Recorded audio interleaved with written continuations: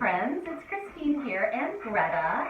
We're going to make another art project together, something simple with things that I know everybody has at home. So our materials today are scissors and paper, and that's it.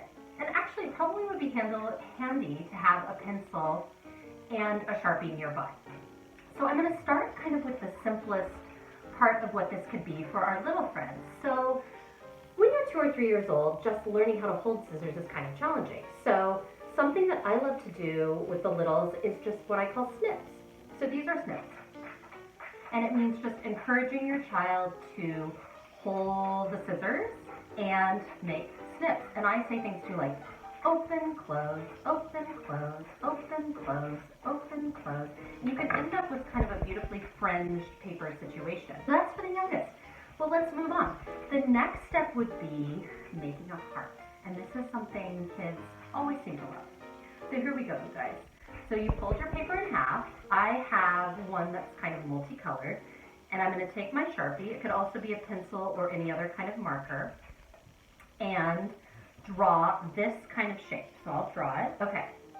So this is the shape. Now, we're just going to do our best and cut along the line. And here we go. Certainly doesn't have to be perfect. And what I love about paper and scissor art is that there's kind of this cool moment of reveal, like this.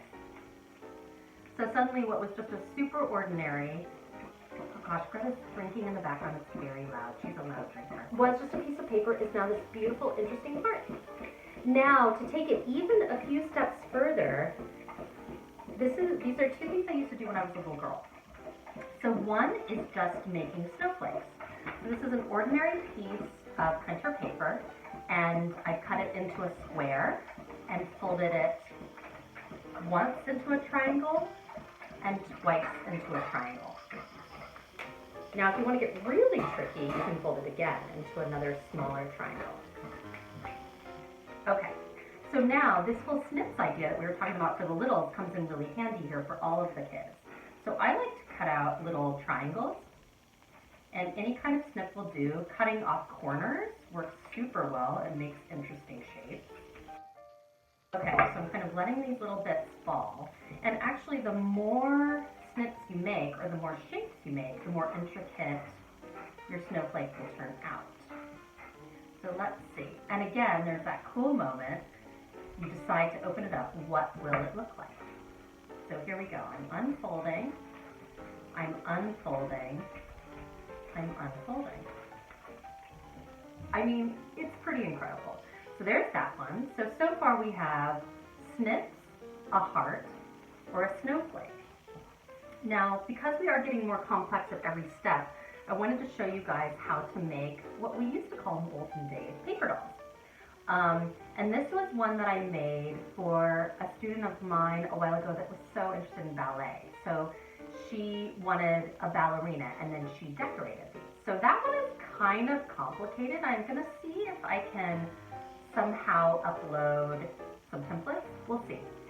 But I've made a couple of samples for myself here, and the trick really is about folding the paper.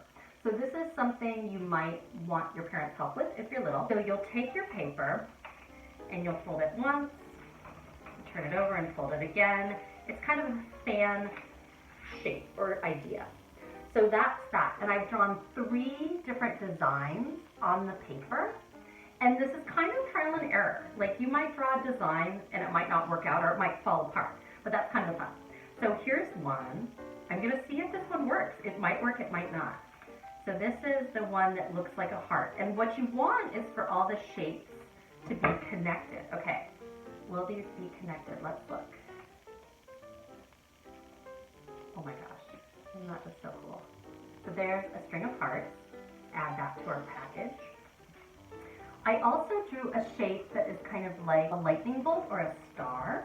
So let's see how this one comes out. And again, it doesn't have to be perfect. It's just for fun. And another thing to think about, we're cutting this out of plain white paper, printer paper, and it would be really fun to come back in and color these in some way with markers or crayons or whatever you have in your house. Maybe even paint. Okay, so this is supposed to be some kind of star shape. Okay, that's pretty great. So you can see how this could entertain you for a while. I mean, it's really entertaining me. Here I go, one more shape. I would call this shape a blob. It's kind of, or an organic shape. It's not geometric. So here we go. And one thing I figured out, do you see how this design goes all the way from one side of the paper to the other?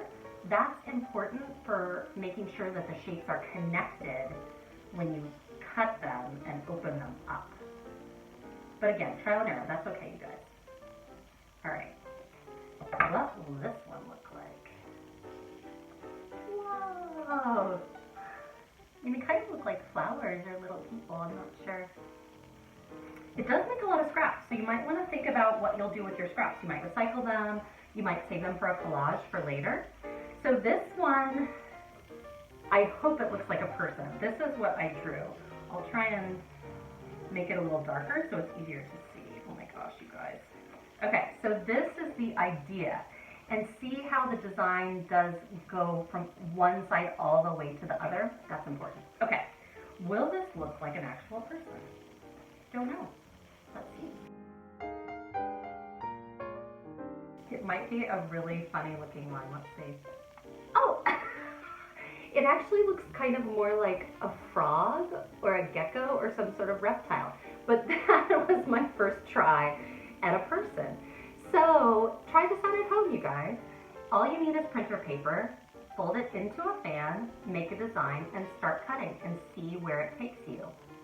More from me to you soon. Love and art, and I hope you guys are having a great day. Bye.